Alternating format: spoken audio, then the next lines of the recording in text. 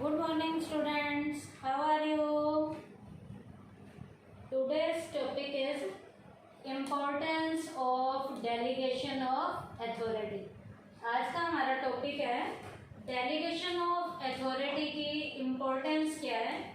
बेटा ये question examination point of view से भी बहुत इम्पोर्टेंट है। ये पेपर में कई बार क्वेश्चन आता है डेलीगेशन ऑफ अथॉरिटी की इम्पोर्टेंस। इसकी इम्पोर्टेंस में बेटा पहला पॉइंट है affective management. Delegation of authority के जरिए मैनेजर अपना काम बहुत बढ़िया तरीके से करता है। By empowering the subordinates managers are able to function more efficiently as they get sufficient time to focus on important issues. बेटा डेलीगेशन ऑफ अथॉरिटी में मैनेजर अपने काम को अपने सबऑर्डिनेट्स में डिवाइड करता है। अब बेटा जब मैनेजर अपने काम को सबऑर्डिनेट्स को देगा तो सबऑर्डिनेट को पावर भी देगा। अब मैनेजर के पास खाली टाइम बच जाएगा। उस बचे हुए खाली टाइम में मैनेजर अपना जो टाइम है वो इम्पोर्टेंट लेवल के जितने भी इश्यूज हैं, इम्पोर्टेंट लेवल के जितने भी मुद्दे हैं, उन मुद्दों पर मैनेजर अपना बचा हुआ टाइम लगाता है, जिसके कारण क्या होगा बेटा, freedom from doing routine work provide them with opportunity to excel in new areas. अब जब मैनेजर के पास खाली टाइम बचेगा तो बचे हुए टाइम का यूज किसी और डायरेक्शन में करेगा और वो उस काम को जो अगला काम है उसको अच्छे तरीके से करेगा और अपना जो मेन काम है उस पर भी फोकस लगा पाएगा, अपना ध्यान लगा पाएगा। तो इस तरीके से डेलीगेशन ऑफ अथॉरिटी में मैनेजर के पास टाइम बच जाता है, जिससे वो बचे हुए टाइम को क्रिएटिव कामों में लगाएगा और उसकी जो मैनेजमेंट है वो अपने आप में अफेक्टिव तरीके से होगी। क्यों? क्योंकि उसके पास वर्कलोड ज़्यादा नहीं होगा। सेकंड है employee development. Delegation of authority की इम्पोर्टेंस का सेकंड पॉइंट क्या है? Employee development. The mental growth of a person take place only when he has authority to take decision. बेटा हमारे मेंटल लेवल का ग्रोथ तब होता है जब किसी भी इंसान को ऐसी अथॉरिटी दी जाए जिससे वो टाइम पे डिसीजन ले सके। This provide authority to take decision by the subordinate.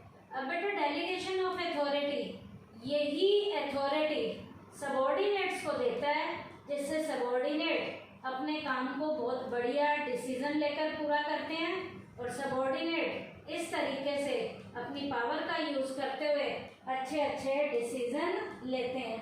With the given authority manager take decision contingent to this situation. As a result in future they become more able to take extra responsibility।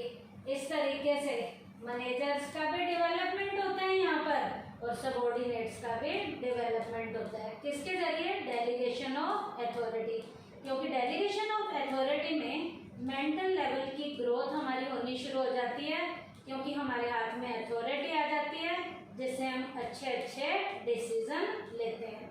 उसके बाद third point है इसकी importance का, motivation of employees. अब यहाँ पर employ को भी मोटिवेशन मिलना शुरू हो जाता है। In the process of delegation of authority both authority and responsibility are delegated to the subordinate. बेटा डेलीगेशन ऑफ अथॉरिटी में सबऑर्डिनेट को काम भी दिया जाता है और रिस्पॉन्सिबिलिटी भी दी जाती है। दोनों चीजें जब सबऑर्डिनेट को दी जाती हैं तो ये सिचुएशन किस सिचुएशन के कारण आएगी? This situation provide liberty to work. इस तरीके से एम्प्लॉय को काम करने की पूरी लिबर्टी मिल जाती है, पूरी स्वतंत्रता मिल जाती है and take decision on the part of subordinates. और वो सबऑर्डिनेट जब उसको काम करने की स्वतंत्रता मिली है, फ्रीडम मिली है, तो वो सबऑर्डिनेट बहुत अच्छे तरीके से डिसीजन लेता है। Gaining through this they exhibit their talent। अब बेटा यहाँ सबऑर्डिनेट को अपने टैलेंट को दिखाने का भी मौका मिला है एंड स्किल, अपनी वो स्किल को भी यहाँ पर दिखा सकते हैं। किसके लिए? विद बेटर परफॉर्मेंस, जिससे परफॉर्मेंस को क्या करेंगे, बेटर। क्यों? क्योंकि उन्हें अपने स्किल को, अपने टैलेंट को दिखाने का यहाँ मौका मिलना शुरू हो गया है। Consequently, they get job satisfaction and feel motivated to perform even better. अब वो एम्प्लॉय मोटिवेशन के जरिए बढ़िया तरीके से और बढ़िया तरीके से कैसे परफॉर्म करना है, उन्हें इस तरीके का मोटिवेशन मिलना शुरू हो जाता है। क्यों? क्योंकि इस तरीके में एम्प्लॉय को, जो सबॉर्डिनेट है, उसे अथॉरिटी भी दी जाती है और रिस्पॉन्सिबिलिटी भी दी जाती है। अब जब अथॉरिटी और रिस्पॉन्सिबिलिटी दी गई है तो ऐसी सिचुएशन में जो सबॉर्डिनेट है वो अपनी लिबर्टी का यूज़ करते हुए, अपनी स्वतंत्र तरीके से अपने काम को करते हुए अच्छे अच्छे डिसीजन जब लेगा तो उसे अपने टैलेंट और स्किल को दिखाने का मौका मिलेगा। और जब एम्प्लॉय को अपने टैलेंट और स्किल को दिखाने का मौका मिलता है वो काम को बहुत सेटिस्फाइड तरीके से करता है और उसे जब सेटिस्फैक्शन मिलती है तो सेटिस्फैक्शन के मिलने से एम्प्लॉय का मोटिवेशन लेवल पहले से इंक्रीज होना शुरू हो जाता है। उसके बाद फोर्थ पॉइंट इसकी इम्पोर्टेंस का है फैसिलिटेशन ऑफ ग्रोथ। यूनिट का विकास होना भी शुरू हो जाता है। Delegation of authority does not develop only one person. Delegation of authority से एक इंसान का डेवलपमेंट नहीं होता और डिवीजन, एक डिवीजन का ही डेवलपमेंट नहीं होता, but facilitate the development of the organisation as a whole. इससे बेटा सारी ऑर्गेनाइजेशन का डेवलपमेंट होना शुरू हो जाता है, सारे डिवीजन का, सारे डिपार्टमेंट में काम करने वाले लोगों का डेवलपमेंट होना शुरू हो जाता है। As adequate number of able employees are available in an organisation to take decision. क्योंकि यहाँ पर ऑर्गेनाइजेशन में अच्छे अच्छे डिसीजन लेने वाले एम्प्लॉय यहाँ पर अवेलेबल हैं। जब अच्छे अच्छे डिसीजन लेने वाले एम्प्लॉय अवेलेबल हैं तो वो क्या करेंगे, बढ़िया से बढ़िया डिसीजन लेंगे अपने बिजनेस में, जिसके कारण यूनिट का क्या होगा, ग्रोथ और डेवलपमेंट होगा। तो यहाँ पर आप बताओगे एम्प्लॉय जो डिसीजन लेंगे उससे यूनिट का एक्सपेंशन भी होगा, यूनिट का मॉडर्नाइजेशन भी होगा और यूनिट डाइवर्सिफिकेशन के प्रिंसिपल को भी अपनाएगी। अब बेटा डाइवर्सिफिकेशन का यहाँ आपको मतलब पता है कि यूनिट एक से ज़्यादा प्रोडक्ट बनाएगी। मॉडर्नाइजेशन का मतलब भी आप सबको पता है कि माल को बनाने के लिए लेटेस्ट टेक्निक का इस्तेमाल किया जाता है। और एक्सपेंशन का मतलब है बेटा कि आपकी यूनिट की जो ब्रांचेज हैं वो जगह जगह पर खुलनी शुरू हो जाती हैं। तो इस तरीके से डेलीगेशन ऑफ अथॉरिटी में जो यूनिट का एक्सपेंशन होगा, यूनिट का मॉडर्नाइजेशन होगा और यूनिट डाइवर्सिफिकेशन के प्रिंसिपल को अपनाते हुए यूनिट का ग्रोथ होना शुरू हो जाएगा। तो ग्रोथ में यहाँ 3 पॉइंट बताने हैं आपने, क्या, एक्सपेंशन, मॉडर्नाइजेशन और डाइवर्सिफिकेशन। उसके बाद है बेसिस ऑफ मैनेजमेंट हायरार्ची। बेटा डेलीगेशन ऑफ अथॉरिटी में मैनेजर एक सीक्वेंस में, एक स्केलर चेन के अकॉर्डिंग काम करेंगे। Management hierarchy is inevitable to run a business organization successfully. Business की ऑर्गेनाइजेशन को बढ़िया तरीके से चलाने के लिए मैनेजर जो है अपनी मैनेजरियल स्किल को एक स्केलर चेन के अकॉर्डिंग, एक जो है श्रृंखला में यहाँ पर काम करेंगे। On this hierarchy the superior and subordinate come in contact one another. बेटा मैनेजमेंट हायरार्ची के अंदर सीनियर और सबऑर्डिनेट दोनों एक दूसरे के कांटेक्ट में आते हैं and get an opportunity to understand one another. जब सीनियर और सबऑर्डिनेट दोनों एक दूसरे के कांटेक्ट में आए हैं तो दोनों अपने अपने लेवल पर एक दूसरे को समझने की कोशिश करते हैं। This hierarchy is established through the process of delegation of authority. और ये हायरार्ची किसके कारण एस्टैब्लिश हो रही है, डेलीगेशन ऑफ अथॉरिटी के कारण। Under this authority flow from top level to bottom level, जिससे अथॉरिटी का फ्लो टॉप लेवल से बॉटम लेवल की ओर होगा। और यहाँ पर जो रिजल्ट आएंगे वो सीनियर और सबऑर्डिनेट के रिलेशन के कारण अच्छे आएंगे, क्योंकि डेलीगेशन ऑफ अथॉरिटी में मैनेजरियल लेवल पर मैनेजमेंट हायरार्ची को फॉलो किया जाता है।